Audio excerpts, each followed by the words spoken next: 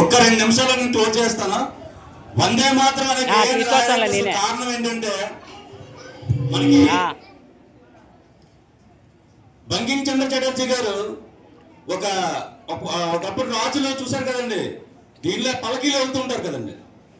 అలాగే అప్పుడు ఆయన కూడా ఒక పల్లకీలో తీసుకెళ్తూ ఉండగా ఒక బ్రిటిష్ అధికారి అతి వేగంగా వచ్చి ఒక నల్లవాడు పల్లకీలో వెళ్ళవలసిన అవసరం ఏంటి అని వచ్చి బంకిం చంద్ర చటర్జీని ఒక్క గట్టిగా గుద్దుతాడండి. గుద్దేసరికి ఆయన కింద పడిపోతాడు. పడిపోతే పైకి లేసేసరికి ఆ పక్కన అందులో నుంచి అధికారి వచ్చి చెప్తాడు, సార్ ఒక్కసారి ఆగండి అంటాడు. ఏమైందంటే ఆయన ఎవరో తెలుసా అంటాడు. నాకు ఎవరైనా అనవసరం, నల్లవాడికి పల్లకీ ఏంటి అని ఒక మాట అంటాడు. అనేసరికి అయినా సరే ఆయన ఆగకుండా చెప్తాడు, ఆయన ఎవరో తెలుసా అండి, ఆయన డిప్యూటీ కలెక్టర్ అండి అని చెప్తాడు. అని చెప్పేసరికి ఆయన ఫస్ట్ ఎప్పుడైతే ఎంత స్పీడ్ అయ్యాడో అంత కొంచెం స్లో అవుతాడు. సారీ చెప్పడానికి పెదాల దగ్గర నుంచి కొంచెం ఆ స్పర్శ ఆడుతుంది కానీ డైరెక్ట్గా చెప్పడం అనమాట.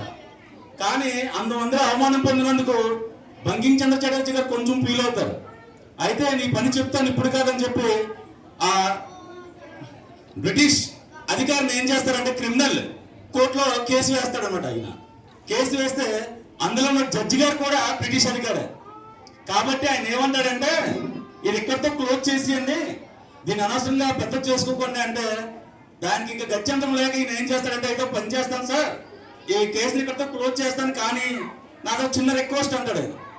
ఏంటో రిక్వెస్ట్ అంటే ఈ పబ్లిక్ లో అందరి ముందు కూడా ఆయనకు సారీ చెప్పాలండి అంటాడు.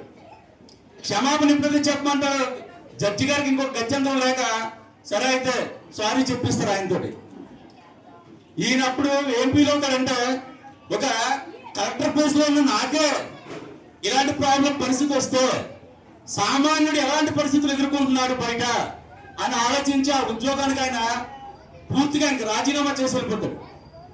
ఆయన తన గ్రామానికి వెళ్ళేలోపు ఈ బ్రిటిష్ గవర్నమెంట్ ఏం చేస్తుందంటే వాళ్ళు ఒక సొంతగా అంటే వాళ్ళ జాతీయ గీతాన్ని మన జాతీయ గీతంగా చేయాలని చెప్పి ఒక చట్టాన్ని తీసుకొస్తారు, ప్రయత్నం చేస్తుంటారు అనమాట.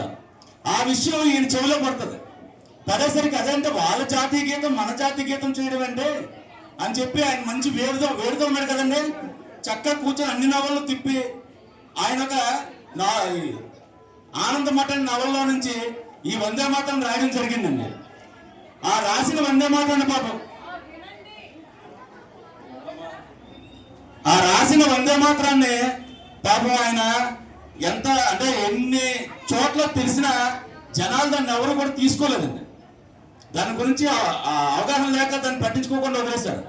కానీ చివరికి రవీంద్రనాథ్ ఠాగూర్ గారు కొన్ని పుస్తకాలు చదివినప్పుడు ఆయనకి ఈ యొక్క గేయం కనిపించిందండి. కనిపించినప్పుడు ఇంత అద్భుతమైన గేయాన్ని ఇంతకాలం నాకు ఎందుకు కనబడలేదని చెప్పి ఆయన ఫీల్ అయ్యి ఆ గేయాన్ని ఏం చేశారంటే అప్పుడే జనగణమన్ కూడా నేషనల్ యాంథమ్ కింద చేయడానికి సిద్ధమయ్యారండి. అప్పుడు ఈ రెండు కలిపి రాజ్యాంగంలో ఆమోదం తీసుకున్నారండి. ఆ రోజు నుంచి ఈ రోజు వరకు మనం వందే మాత్రం అనేదాన్ని చేస్తూ వస్తున్నామండి. వందే మాత్రం అంటే ఒక పాట కాదండి, ఒక చైతన్యాన్ని పురుగొల్పే ఒక అద్భుతమైన శక్తి వందే మాత్రం అనేది. కాబట్టి అందరూ ఒకసారి వందే